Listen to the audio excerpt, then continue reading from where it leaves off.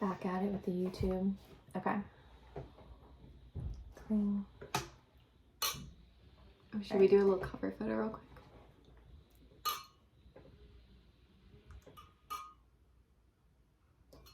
Okay. Do you want to start? Do you want me to start? I can start. Okay. Hello, everybody. Welcome back to Girl Vibes Only. I'm Lar. And I'm Anna. And we're sipping on some champagne for Women's History Month. Women's History Month and just celebrating season 5 finally. Mm-hmm. We did a little season 5 photo shoot today since we needed some more Insta content, but also like 5 is such a big number. Like that's an exciting number. For those who listened to our first episode of season 5, which is hopefully everyone, we did confirm, we were unsure during that episode, but we confirmed it is our 5th season. It is season 5, which definitely is crazy. Yes. So we are kicking off the first week of March, which March is Women's History Month. Mm-hmm. And so we did some photo shoot, what's the word I want? Celebrating season 5. Yep. But now we're going to hit you with an episode about Women's History Month, which is really exciting.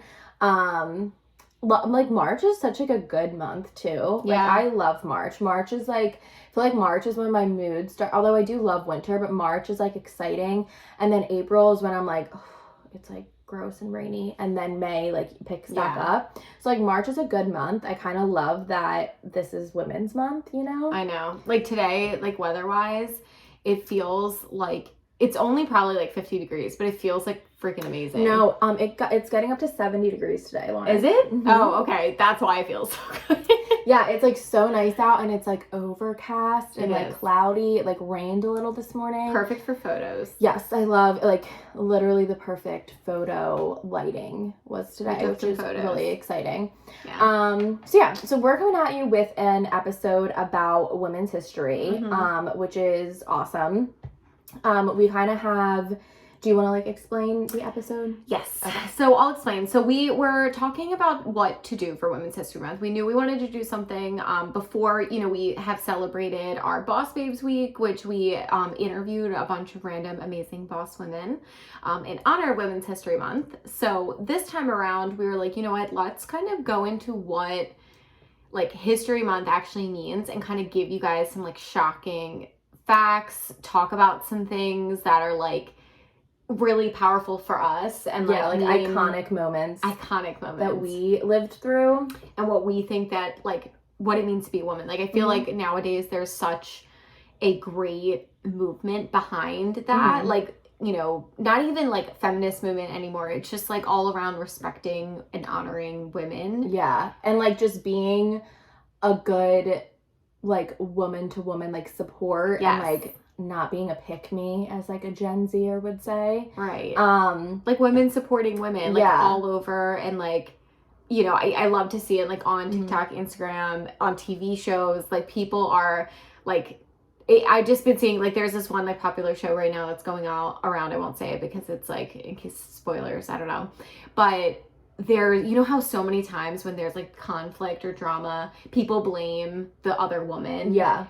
But now they're like blaming the guy, which is what it should be. But it's just because people are realizing like women are not the enemy here. Like, sometimes they can be, but that's changing. People are respecting more. Even just like on TikTok, like I just like, do you follow Drew? I don't know her, Afumo. I don't know her last name. I don't know. But she's the one like when men post really like misogynistic, gross things, she'll like stitch it and like she comes in like laughing and will like just roast the guy.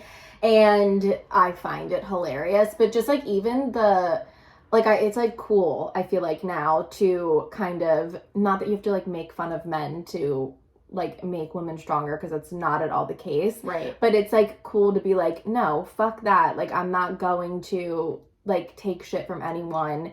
And like it's honestly wild too, kind of I feel like we've talked about this before, but like breaking down like even our own like misogynistic thoughts that we have like within ourselves, and like thinking about like why do I think that way, and like because all of us, we grew up in a society that is extremely like obviously it's a patriarchal society and extremely misogynistic, and so there's even like within our own selves things that we need to like rethink and Right. stuff Or like like that. question yourself, like, why do you do the things you do? Like, are Yeah. you putting on makeup and a cute outfit for you or Yeah. for society? Like, and men, like, Yeah. like as long as you're doing it for you, which I feel like Mhm. is our like mindset Yeah. now, you know, you don't do anything that you don't want to do. Yeah. So I just love it. I feel like Yeah. women supporting women is obviously like a very exciting thing, and it Mhm. I feel like it just sounds so like duh, and like, why Seems is like this it should be obvious. Yeah, but it's like it's not at all. No. So do we want to start with like, things that were iconic that we like have lived through or thought, and then go into some like shocking statistics? Is that like what we want to do? Yes. Okay. That sounds good. Do you want to start? Because yes.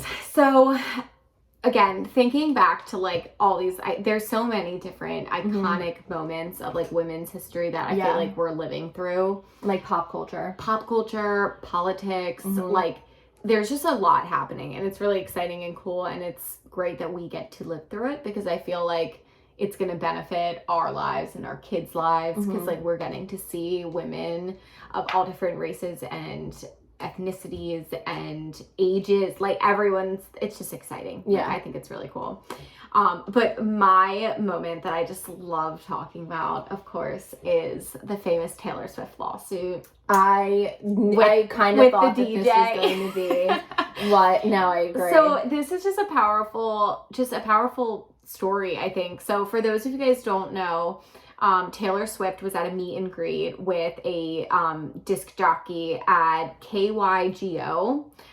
It's a radio station. Jockey. Yeah, well, that's what they call them, a disc jockey.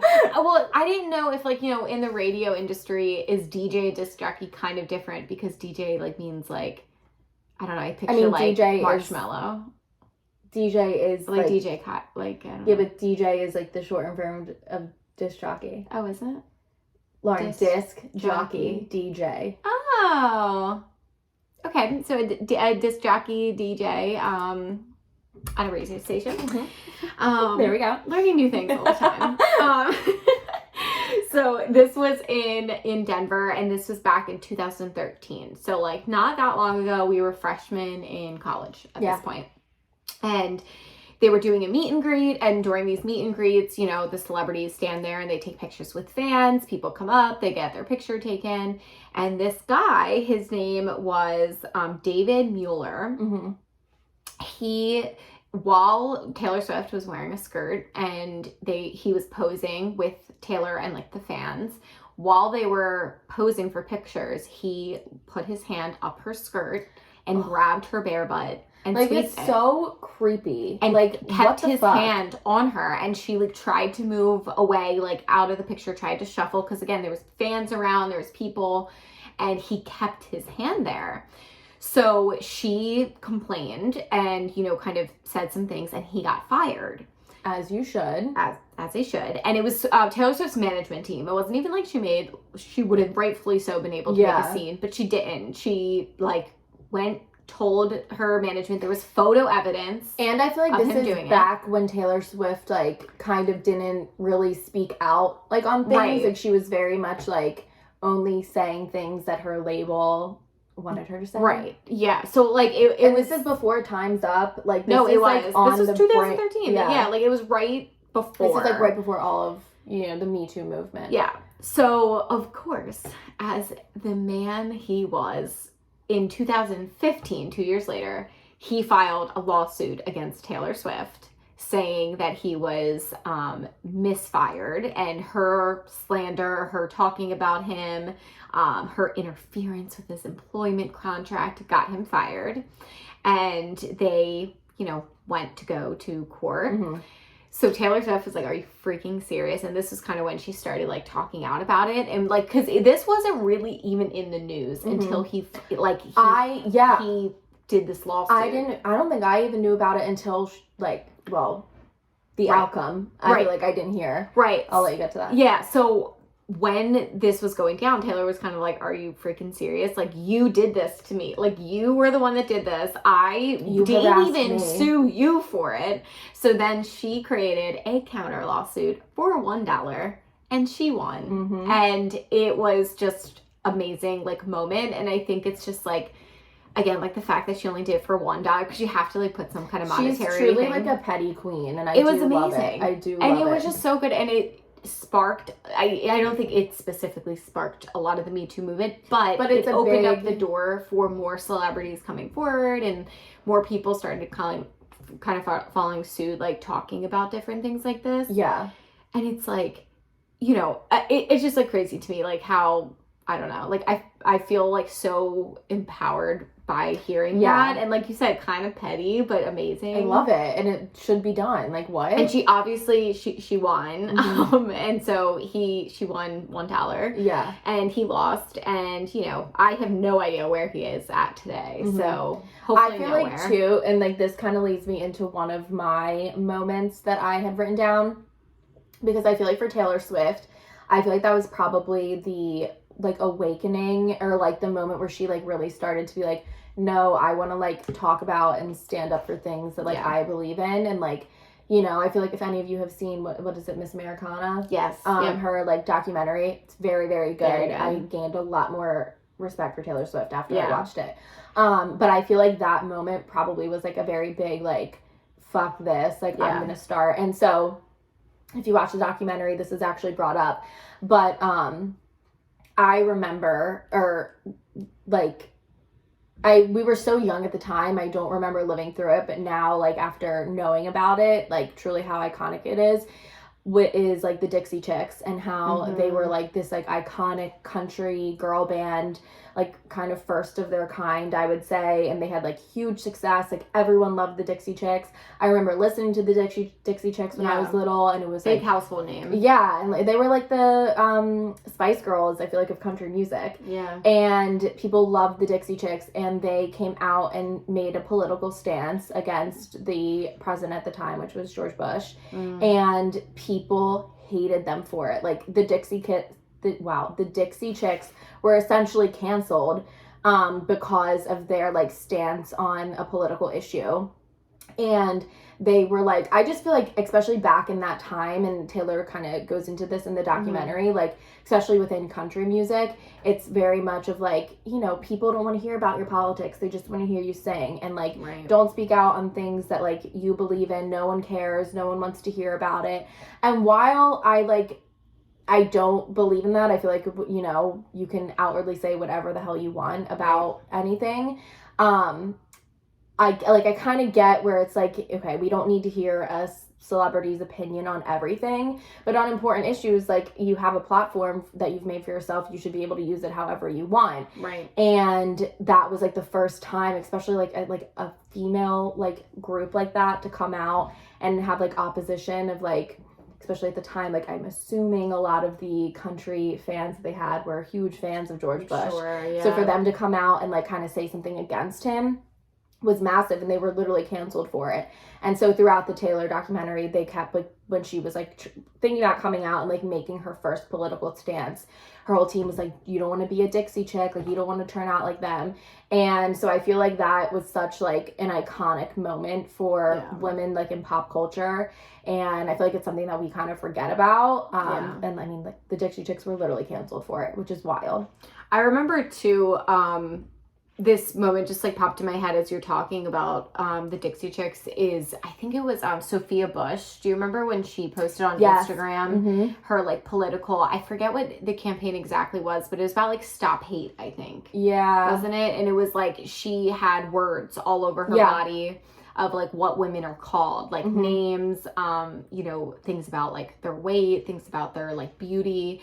And I remember that was a huge thing, because again, she's just an actress, like, you know, technically like One Tree Hill was how I knew her, like, you know, she was just not, you wouldn't expect someone to do that. I love her. Like, she quit Chicago PD because like she's like a very strong believer in like defunding the police and like you know, kind of redoing our policing system. And so she literally quit that show for that reason. And I just like I just respect people who do that, because that's like really like taking into action, or what's the like putting your words into action. Yeah, but like what do you preach? Walking the walk, with Practice what you preach. Practicing what you preach. That's there's a lot of different I'm like, there's a phrases. preach one. There is one. Yeah. Which I think is like so cool.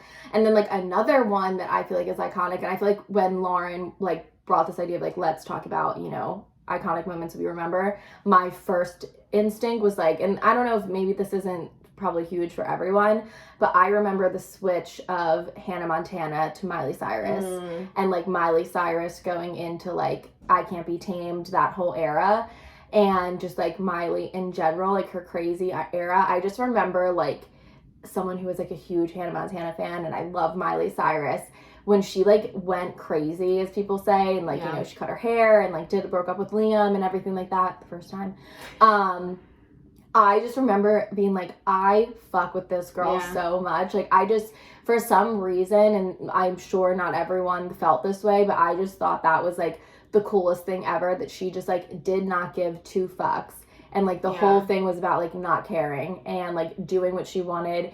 And I just felt like that was so, especially because I feel like growing up, and this kind of ties back into the whole like internalized misogyny, I feel like growing up as like a like young girl, like a teen girl, it's so much about doing things like, oh, you don't want to do that, or else like you're not going to get a boyfriend. Even now, like, oh, you shouldn't do that, like who's going to want to marry you, how who's blah blah blah, that type of thing. And I just feel like so much of high school, like for a girl, is so wrapped up in like wanting boys to like you and wanting to feel accepted and things like that. And I feel like Miley just kind of in that era did like everything against what like girls should be, and I fucking rode for it. Like, well, I feel like I remember too, like it kind of brings up like how they feel like a lot of times, and this happens a lot with like the girls and women who are in Disney franchise.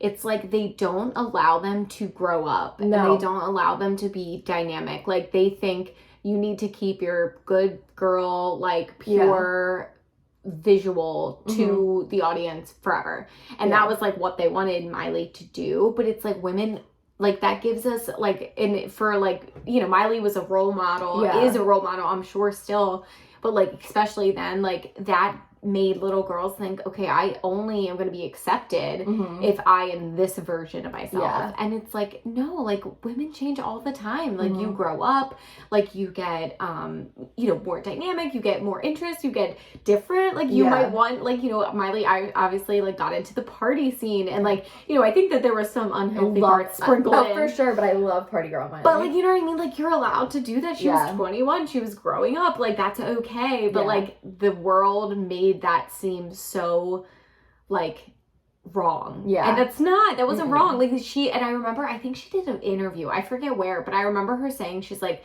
I felt like I had to be so drastic and physically swing naked on a wrecking ball for people to believe to do the total opposite, that I was different. I was not this cookie cutter person you put me in.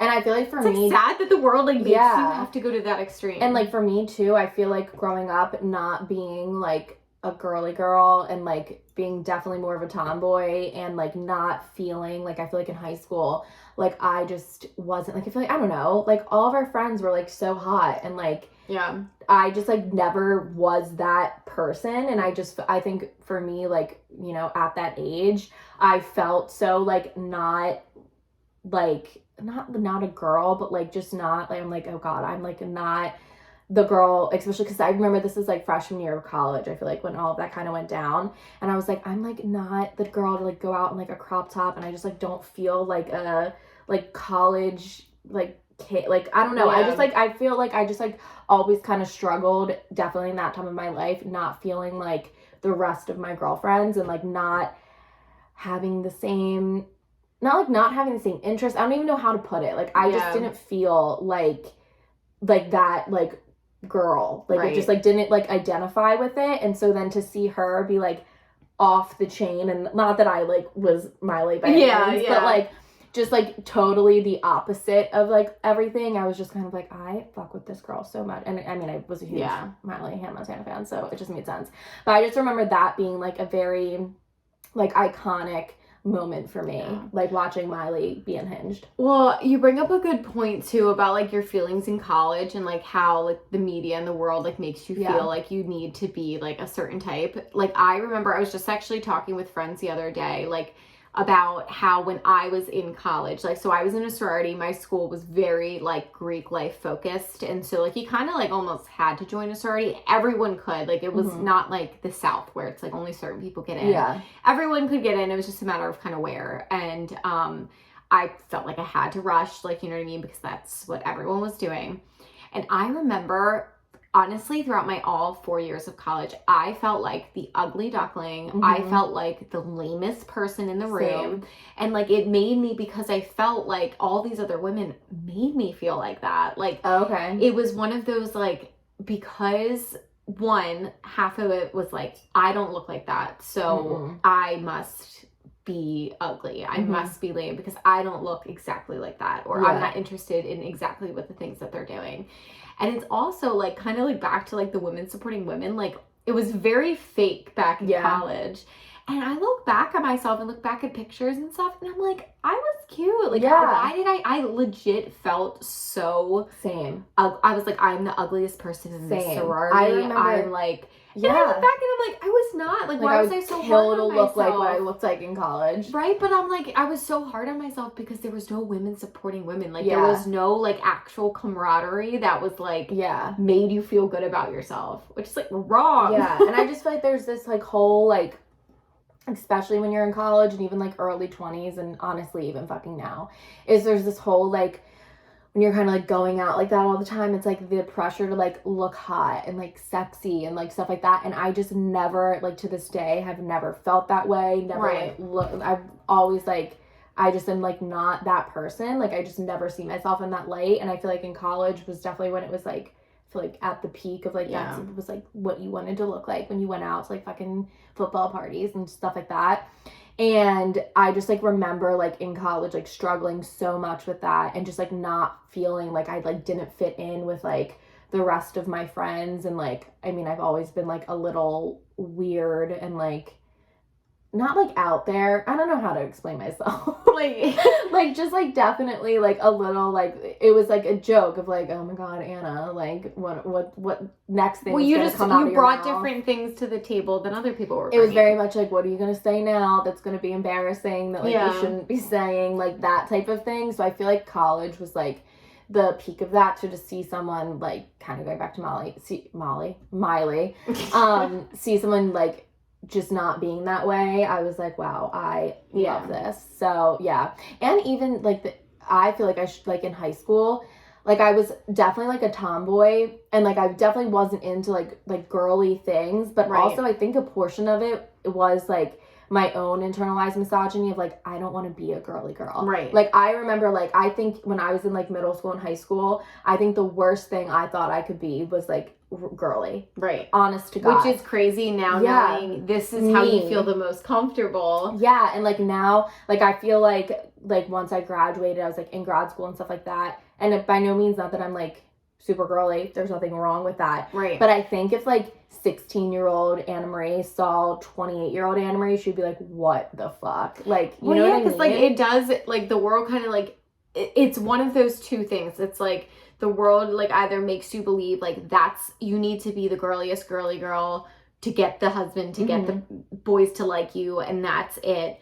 Or like that is the worst thing you could be, because that's so basic and that's so like mainstream and like I need to be different. Yeah. When it's really like, and this is what I think the world's kind of getting closer to, it seems at least, it's like, be whatever you're comfortable doing. Wear whatever you're comfortable in. That's what you'll feel hottest in. Like that's what you'll feel most confident in. It doesn't need to be crop top because crop tops are in. Yeah. Like, and like being like liking basic or like mainstream things, they are that because they attract and are relatable to like a mass group of people. Like that's just why like they like it. Like there's a lot of other like they're good because they're good. Like and I feel like I hate, and I feel like it's such like a guy thing too. Not saying that obviously there aren't girls who do this, but like it's so like guys are just like, oh my God, just he's so basic, or like I feel like guys are way more inclined to be like, oh, I don't like that because it's mainstream. Like, get the fuck out of here. Yeah, like really. Who fucking cares? Yeah. And I don't know. I just think it's wild. So I feel like I feel like learned like later into my 20s, just like identifying my own like internalized misogynistic like thoughts that like I've had like growing up and like as a teenager and things like that. And I don't know, I think it's interesting just to like kind of do that like internal reflection to see like how like society has like kind of molded like your thoughts on things like that. Yeah. So very interesting. Do you have another one?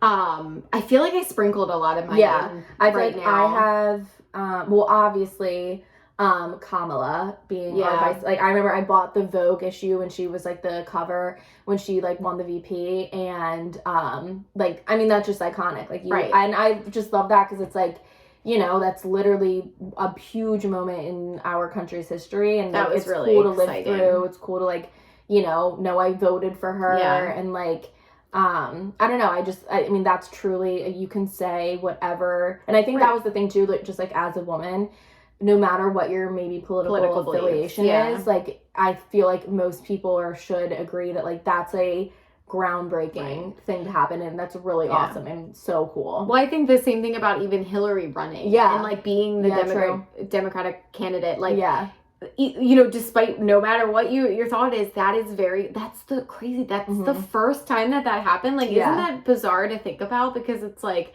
here we are as a society and that was the first time, and still we don't have a woman president yet. I mean, you know, we're getting closer and closer, but like it is kind of insane to think, like, if you look around, like, the world, there are many other women leaders of countries, and it's like, we're not there yet. No.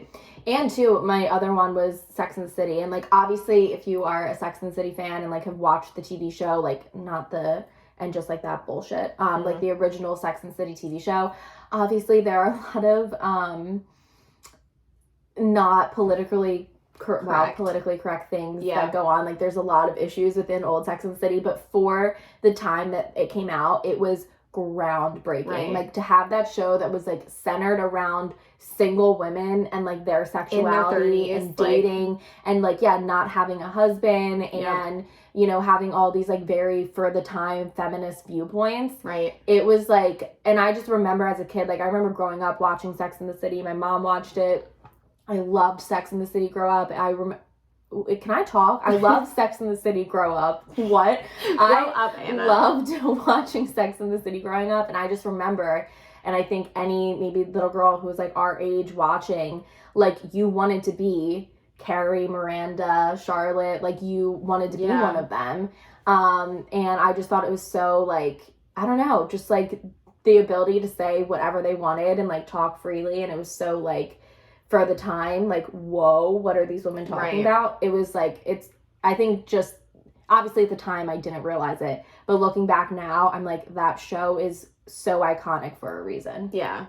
No, I do love that. If we're talking about iconic shows too, especially with women, like with women in history, gotta throw in my Jane the Virgin. It like, that was especially for when it was premiered and how long it lasted. Like that was groundbreaking to have Hispanic leads and a cast made up almost entirely of women. Like the main characters center around the Villanueva family, which is like the three women that are, you know, Jane, her mom, and her grandma. And they actually have an episode, it's like right before their finale, because Jane the Virgin is a second comfort show to me, other than Gilmore Girls. It's a great show. And so I recently was rewatching it all the way through again. And the second to last episode, they have like a one of those sit down like look back at the entire series. And they just talk about how iconic it was and how amazing it is to have these like Latino women who are the main like actresses in a cast. And like honestly, there's a lot of Latin men in it too that are also, or like just, you know, with diverse backgrounds. But it's exciting to see like how well that show did, how long it lasted, and like what it really meant. Like they were talking, like it was so like cute, they were crying, they're like, I never thought, like I never had this look, like when I was growing up, like I didn't think I could be an actress because it didn't look like I could. You didn't have representation. You didn't have the representation. And so it was just really powerful. I cry every time I watch that episode. Another one that just popped in my head, which like maybe like a little, I don't know, controversial, but like Teen Mom or 16 and Pregnant. I remember like, I mean, I love that show growing up, but I just remember like, I feel like people didn't like understand you know, how obviously they knew how teen moms happen, but just like watching that show and like really looking at it from like a demographic like point of view and like geographically and socioeconomically, like I feel like it just shows so much of like how education could be so important for like teen pregnancy and like who's most vulnerable and things like that. And I just feel like for the time, like that was set. I feel like there was probably my parents pretty much like TV wasn't really off limits for me, but I feel like there was definitely, I feel like I knew people who like weren't allowed to watch, you know, Teen Mom or 16 and Pregnant, and it's just like I feel like that was, damn it, we ran out of time on our recording platform. It's okay. What did it say? I'll just cut it. It's fine. Yeah. You were close there though. Morgan called me. I know. I hope she's okay. It's Outlander premiere day, so we're going over to Tamra's, and so I'm definitely gonna be late. Oh, what time are you supposed to go? 4 or 5. It's okay. The Obsessions episodes take, if we wanted to. I mean, we don't have to. We could just stop after this. We could do. Do you want to do that tomorrow? Yeah, I'll just come over like right after. Yeah, especially if what time is? Sorry, you guys are getting just gossip. What time is book club tomorrow? Book club. Did you text everyone? Not yet a time. Okay. So we can base it off of. Yeah, we can do this. Like if you wanted to come, what time do you get to work? 4:30, but like. So if you want to come for I'll just like leave straight. 5, and then maybe I can tell everyone 6:30. Perfect. Sounds good. I have to tell you something. I didn't read Rock, Paper, Scissors. I know. I know you didn't. No, I started it and it was like good, but honestly, it's scary. I know, that's the point. It's a thriller. Yeah, I'm not into it. Like, I'm just not. I'm sorry, because I read. It's like a scary movie. You like those? Yes, but I don't watch them alone before I go to sleep at night. Like, that's like when I read. Like, I just haven't had time to have like a reading day to like sit there and like read all day and stuff. And I can't. I tried. Like, I really did. Like, but like I read right before I go to sleep, and I was truly like, I was laying there and I would go to sleep and I was like, I'm petrified right now. We're talking about Rock, Paper, Scissors by Alice Feeney for anyone. It's like, I was only a few chapters in. It was good. Yeah. Very scary. No, it's a good book. I liked it. Oh, it's saved. Good. Yeah. Okay, so when it comes back, YouTube's getting the inside scoop. Yeah. When it comes back, you can finish your thought about Teen Mom, and then I could do my facts. Right. Okay. Yeah. Let's do. Yeah. I don't have to do all of them because I actually like where it went. Me too. I feel like that was better. I can just sprinkle some in. Yeah. Okay. Yeah, so I don't know. I just feel like for the time, 16 and Pregnant was also like a very iconic show for like what it did, especially since things like that were so taboo. Yeah.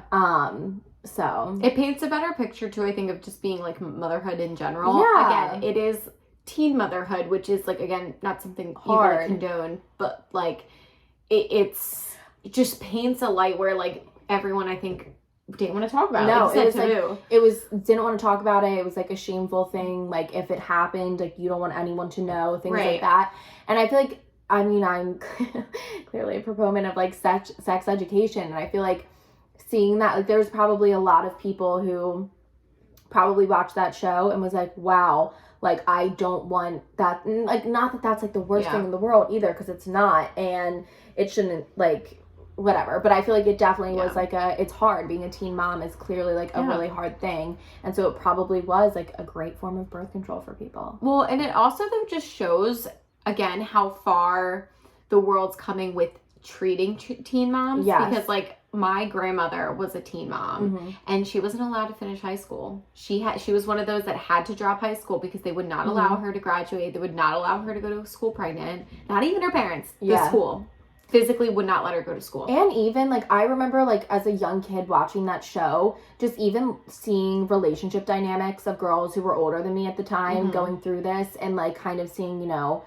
being with these boyfriends who like are like, oh yeah, I love you so much, blah blah blah, and then something not bad, but like something like, you know, hard happens, and then like they're automatically out. And I feel like it did a good job at showing young girls probably like unhealthy relationships and what they look like. And I don't know, I feel like honestly, like I love Teen Mom. It was very dramatic for the time. Yeah. But it was just like, I feel like I learned a lot about relationship dynamics and like what like young relationships look like and what like you don't want in relationships and like how to see it. And maybe that wasn't the takeaway for every single person, but like obviously wasn't the point of the show, but I feel like there was a lot to learn there. It makes you think. It's definitely a show that's like deeper than just what meets the eye. Yeah. So, just crazy. another one. Well, I love that. We weren't planning on really talking about all of this stuff, but I think I love went in a good direction. The thoughts. I did have, so I'm going to share, because so like when we were preparing for this episode, so one, just to give you guys like where Women's History Month comes from, like why March. In 1857, March 8th specifically, when women from various New York City factories stage a protest over poor working conditions, that spurred a whole movement. And so they trace it back to that day. And that is International Women's Day is March 8th. Right. So that like sparked it. And that's why we're doing this episode today, March 7th, because it is closest to the actual day. And then of course it like has become bigger and bigger, and like people do more and more things to celebrate women, recognize women, honor women.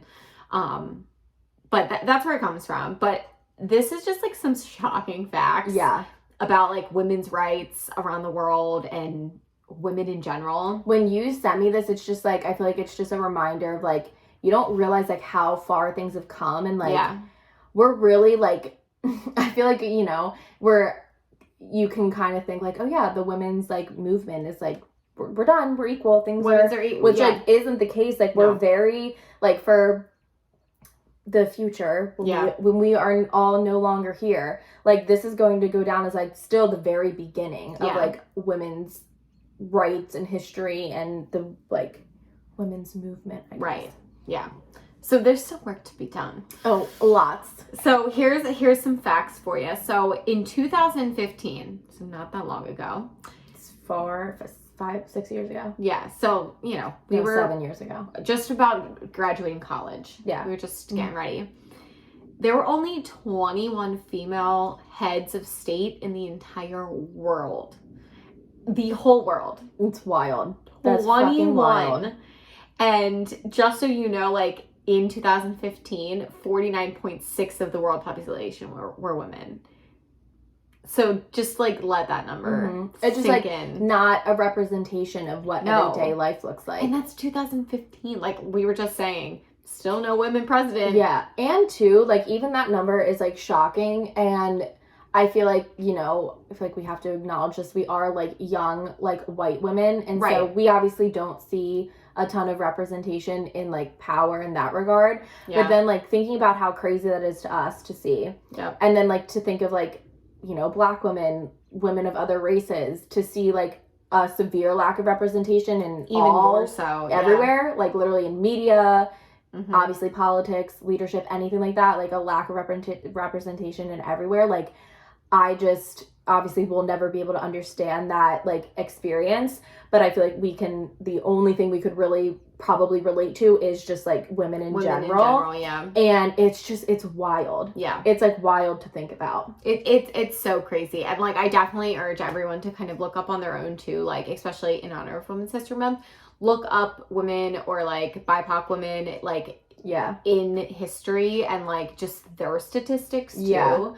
Like just check it out. It's like kind of alarming, but it makes you think and it makes you help. And that's why, like, you know, we always say like shop local, shop small, shop women, shop diversity. So we always like to talk about those companies. But another crazy thing to me is in over 150 countries now, there's at least one actively sexist law, which is just crazy. And so like for a few examples of like what that looks like is like 104 countries have jobs that are off limits to women. They're just not allowed fucking wild to take those jobs.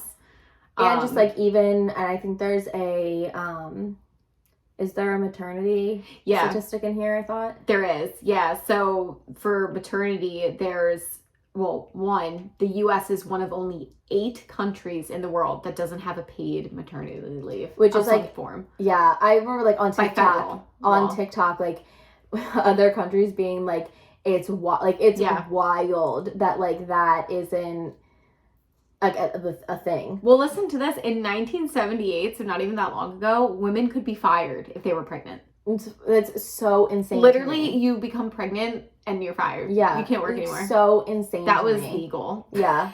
It's just like, it's just crazy. They also said... I have to watch when I say. I know.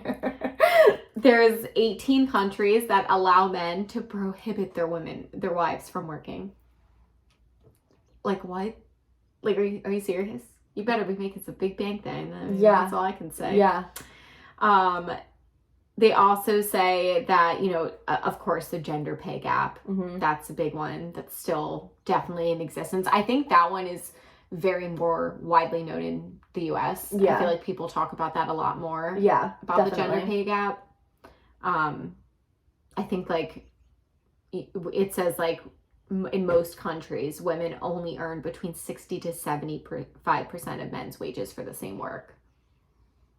I think we talked about that too in like some working episodes in the past, mm-hmm. like how women also work more hours than men on and average. Even like, and we even talked about like leadership, like how companies, like it's now been found that companies ran by women have like meet their goals like tenfold over companies that are run by men. Yeah. And so it's just like, I don't know, it's just, and even too, like women, like women's health, like we're so far, as much as like the advancements we make in healthcare and research, we are so far behind learning about like women's bodies that like it's astounding, because every research up until like the 2000s were only done on white men. So it's like women we don't even general, know as much as we should know. Women in general, but then like women of color, like they're like that, like race does play a part in health and like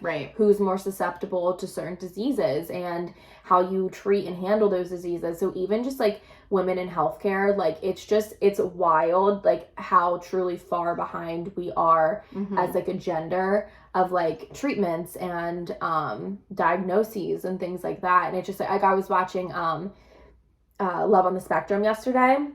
Oh, cute. Is that show good? It's so good. I've seen, I'm like, I love it. It's stuff. so, it's just like, I feel like it's like a feel-good show. Yeah. But like even that, like they are talking about like obviously there's girls in that show who are on the spectrum, and like all of them, their diagnosis was like, yeah, I wasn't diagnosed until I was 13 because, you know, Asperger's or autism shows differently for females than they do males, and it's like harder to find because we don't know. And like there isn't research that's done, and it's just so crazy. And even too, like I feel like there's so much more, I feel like coming out about this too, but like periods, like the fact, I love the TikToks that are like, if men got periods, they would have like each month an allotted like 3 days off that they could have, and like could be bedridden and blah blah blah. And like it just came out like a scientific fact that like period cramps in women are equal to heart attacks. Yes, there is painful. I literally saw that. Yeah, I think it was like the Harvard Law study. Yeah, it's like scientifically proven now, and it's just like it's just so wild. Like even how much like lifestyle and everything plays into like our hormones and how that affects our periods, and how, you know, I feel like every girl you talk to talks like about their period and how it sucks and how they have cramps and they feel sick and this, that, and the other. And it's like, realistically, we shouldn't be feeling that way. Like there just isn't a ton of research done on women's hormones and how to regulate them and what happens when you're like on your cycle and things like, ew, I can't believe I just said it like that. I hate when people say that. Or when people like, you know, have their period, and then like, I don't know, it's just wild to me that is even so. And birth control, like the fact that like women there's only the women, it's only, I mean, now there's like starting to be options for men, but mostly the fact that like if they're gonna take it, obviously they aren't, because men are trash. But even that, like And I feel like all of my friends who were on the traditional like pill hormonal birth control, not one of us liked it. Mm-mm. Like it like messed with my body so much. I would get so anxious. Yes, I was like, I remember like when it was just like, I don't know, and you're on it for so long. Like I was on birth control when I was 17, and I didn't go off of it until almost 2 years ago now. Like I was on that for like nearly a decade, and it just like messed with like your hormones and your body and your mood and everything like that so much. And I'm like, that's the story for literally everyone. I feel like every girl, especially, and I think it was one of those things you didn't realize it, or at least we didn't when we were younger, like in college and stuff. And it wasn't until recently that I feel like all of my friends have been like, I can't do so we all hated it, right? Like we're like, so this sucks, right? Like this is what's fucking with us. Right. And so that's just like wild to me too, that like, you know, this is something we have to take for birth control measures. Or just the fact half that like the responsibility is also on another person. Right. Or the fact that feminine products aren't free. Yeah. And we did not decide this on ourselves. And like they're like maybe they're not free, but they're so expensive. And like but just like in general, like this is something that happens. Like, don't you think that this should be kind of like how they send us the free COVID tests? We should be sent free monthly. Like it's like just like how like embarrassing it is when you're little and like or younger and like, you know, something happens. Yeah, and it's just like it shouldn't be you that should be just like embarrassing. mortified for literally being a girl. Like it's just, I don't know, that whole, like the whole medical side of research and what's lacking for women is just truly concerning. Well, so just to end us on a high note, those were some shocking facts. I also have a list of some amazing moments in history. Yes. This obviously is not capturing all of them at all, but I'll pick maybe my favorite if you want to pick like one of your favorites too. Okay. But obviously one kind of going into the fact that before 1978, women could be fired if they were pregnant. They created the Pregnancy Discrimination Act in 1978, prohibiting that. So now you can literally interview while being pregnant, and that can't be held against you, which is awesome for moms and soon-to-be moms. Today, more than 30% of all businesses are owned and operated by women. Go girl. And I think that's like honestly, go girls. Literally increasing all of the time. Do any of these stick out to you? Yeah, I mean, my favorite is obviously Title IX. I thought so. Which was passed in 1972. And it's a law that requires school to receive money from the government to give to like their female students and their female athletes so that they have the same opportunities to play as like the men. And, you know, growing up, like sports were such a huge part of my life and I couldn't imagine not, like, I remember my mom, like as a kid, my parents enrolled me in every sport imaginable. Like I truly did everything. And like, I just like my mom, like the only sport that was available to her was cheerleading when she was younger. Yeah. And it's just so wild. Like I could never imagine growing up without sports. Options. And I feel like being a student athlete all those years like really shaped me like as a person, and you know, being on a team and having camaraderie and you know, learning to have disagreements and issues with people but still work with them and you know, work towards a similar goal, and like, you know, criticism and like having a coach that is yelling at you all the time. And I just feel like there's so much to learn from sports, and I could not have imagined my life like not having that opportunity as a kid. Yeah. And obviously like the world is extremely misogynistic, and to this day like women's sports don't bring in money that men's sports do, and you know, so that's kind of an uneven playing field. But like I just couldn't imagine not having that law and not having that opportunity. And like Slippery Rock, where I went to undergrad and played lacrosse, like we had a women's lacrosse team, but we didn't have a men's lacrosse team. They were a club. They weren't like funded by the school. And it was because of Title IX and because, you know, we needed equal representation of male sports to women's sports on the campus. And so there was like certain teams that we didn't have men's sports solely because, you know, there was women teams, and that's how interesting. I didn't know that. Yeah. So all because of Title IX, there's like some sort of like a threshold, but like you have to have equal amount of representation on. So in order for, and obviously it has to do with money too, like what the school can afford, but in order for like men's lacrosse to have been like a school team and not club, there would have to have been another women's sport to like join. Okay. But like you have to be able to fund it and stuff. So there's like a whole thing with that. But Title IX is definitely my favorite. Yeah, Yeah, and I think you pointed this out before we started recording, it wasn't until 1980 that men and women started to even attend college in equal numbers. Which is, like, that is so... That's insane. That's like 42 years ago? And they said that was because there was a Moral Land Grant Colleges Act of 1862 that was founded that had universities, they had to educate men and women in both particular, like they both had to be open to the different areas of studies. Right. Where they used to be closed off to just like men. Girls couldn't be in engineering. So, and then obviously it took a little bit to catch up. But yeah, 1980. Like, and two, it's like, it's going to be so interesting. And I feel like this is going to be another thing that we live through as we get older. Like, there's so many more women now in STEM and like different fields like that because of, rules and laws like that. It's going to be so interesting to see all of the like discoveries and things that women make, like moving forward, now that there is like more representation, more women in all of those areas that were typically male dominated. So it's just going to be so cool to see all the other crazy things women do, because I don't want to like pit us against men, but like, no, it's just exciting. If I had to choose, I'd rather be a woman. It's just exciting to see, and I think it's just, we're going to be able to look back, and there's going to be so many like new things that happened in 2021 and 2022 and 2020, and like, well, maybe not 2020. I don't know how much got done that year, but it's just going to be exciting to have all of these milestones and to be able to say like we're living through them. Yeah, and girls rule, boys rule. They do. And you should be happy and proud to be a woman. 100%. And if anyone makes you feel otherwise, fuck them. Cheers to that. Cheers. Fuck them. That's what I have to say. That's our champagne clinging. And celebratory. I hope you're drinking with us. Yes, please drink. Unless you're driving. Drink to all of the women in your life. And fuck all the men who refer to women as females, because that physically makes me want to vomit.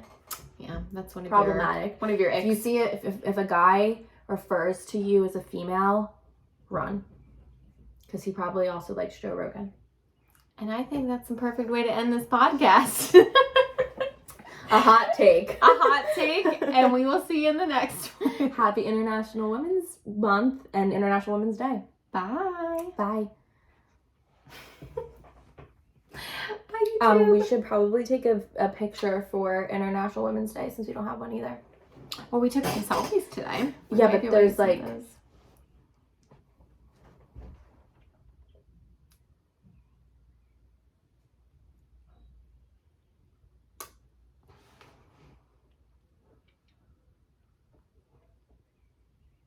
Okay. Goodbye, YouTube.